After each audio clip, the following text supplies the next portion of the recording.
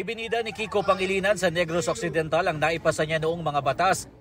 Si Ariel Querubin hinikayat ang mga manggagawa na bumoto ng mga tamang kandidato. Pagpapababa ng presyo ng pagkain, lalo ang bigas, ang idiniin ni Danilo Ramos. Kasama niya sina Jerome Adonis na pagpapataas sa national minimum wage ang itinutulak. Si Representative Franz Castro, good governance at paglaban sa korupsyon ng pangako.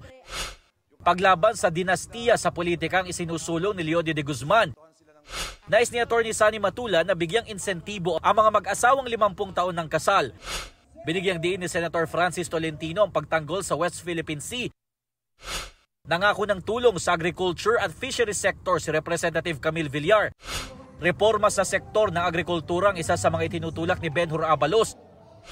Gustong isabatas ni Bam Aquino ang 200 peso legislated wage hike. Pagpapabuti sa sektor ng edukasyon at kalusugan ang naistutukan ni Mayor Abby Binay.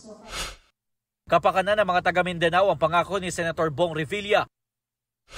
Mababang presyo ng bilihin ang tututukan ni Representative Bonifacio Busita. Political reforms ang inihayag sa akla ni Teddy Casino.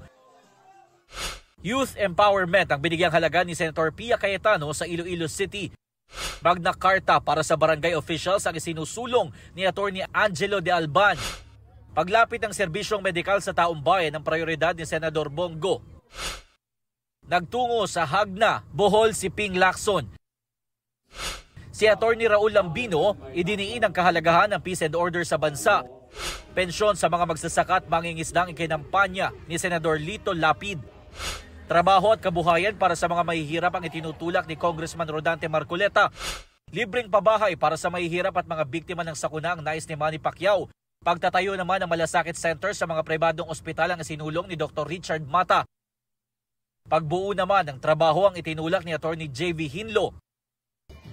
Tumungo naman si Willie Revillame sa Gapan, Nueva Ecija.